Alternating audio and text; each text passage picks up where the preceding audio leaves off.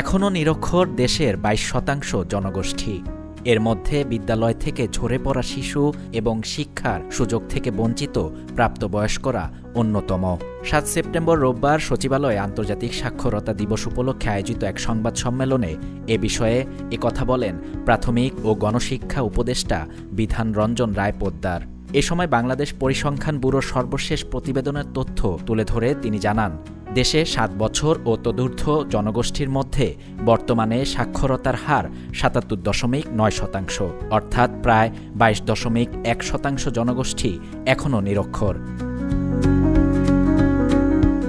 সংবাদ সম্মেলনে উপদেষ্টা বলেন, উপানুষ্ঠানিক শিক্ষা আইন ২০১৪ অনুযায়ী ১০ থেকে ১৪ বছর বয়সী বিদ্যালয় বহির্ভূত শিশুদের উপানুষ্ঠানিক প্রাথমিক শিক্ষা দেয়া এবং ১৫ বছর ও তদূর্ধ্ব বয়সী নিরক্ষর নারী পুরুষকে সাক্ষরতা, জীবিকায়ন দক্ষতা ও জীবনব্যাপী শিক্ষা দেয়ার কার্যক্রম চলছে। ২০২৪ সালের ৩১ ডিসেম্বরে সমাপ্তকৃত বিদ্যালয় বহির্ভূত শিশুদের উপানুষ্ঠানিক প্রাথমিক শিক্ষা কর্মসূচির আওতায় ৬৩ জেলায় ২৫,৮১৫টি শিক্ষণ কেন্দ্রে ৮,০২,৫৩৬ জন শিক্ষার্থী ভর্তি হয়েছিল। এর মধ্যে ২,৪৬,৪৯৬ জন শিক্ষার্থী মূলধারায় অন্তর্ভুক্ত হয়েছে। অবশিষ্ট শিক্ষার্থীরা উপানুষ্ঠানিক শিক্ষা লাভ করেছে। ২০২২ সালে সমাপ্ত মৌলিক সাক্ষরতা প্রকল্পের মাধ্যমে ৬৪ জেলার ২৪৮টি উপজেলায় ৪৪,৬০,০০০ প্রাপ্তবয়স্ক জনগোষ্ঠী স্বাক্ষর জ্ঞান লাভ করেছে। শিক্ষা উপদেষ্টা আরও জানান, কক্সবাজারে বিদ্যালয় বহির্ভূত কিশোর কিশোরীদের জন্য দক্ষতা ভিত্তিক সাক্ষরতা শীর্ষক পাইলট প্রকল্প গত জুনে শেষ হয়েছে, যেখানে ১৩টি অকুপেশন প্রি ভোকেশনাল কোর্সে ৬,৮২৫ জন কিশোর কিশোরীকে সাক্ষরতার পাশাপাশি কারিগরি প্রশিক্ষণ দেয়া হয়েছে।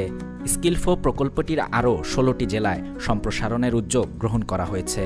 পাশাপাশি অল্টারনেটিভ লার্নিং অপরচুনিটি প্রোগ্রামের মাধ্যমে ৬৪টি জেলার একটি করে উপজেলায় উপানুষ্ঠানিক প্রাথমিক শিক্ষা এবং প্রাক-বৃত্তিমূলক কার্যক্রম বাস্তবায়নের উদ্যোগ নেওয়া হয়েছে।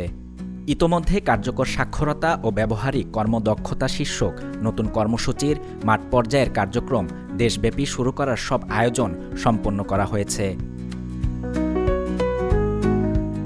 উপানুষ্ঠানিক শিক্ষা ব্যুরোর ভবিষ্যৎ পরিকল্পনা নিয়ে শিক্ষা উপদেষ্টা জানান, ব্যুরোর জনবল কাঠামো শক্তিশালীকরণ, কার্যক্রমের প্রাতিষ্ঠানিকীকরণ, উপানুষ্ঠানিক প্রাথমিক শিক্ষা সম্প্রসারণ, প্রাপ্তবয়স্কদের জন্য দক্ষতা ও জীবিকায়ন ভিত্তিক সাক্ষরতা কার্যক্রম, প্রযুক্তি নির্ভর সাক্ষরতা ও জীবনব্যাপী শিক্ষা কার্যক্রম জোরদারকরণ অন্তর্ভুক্ত রয়েছে।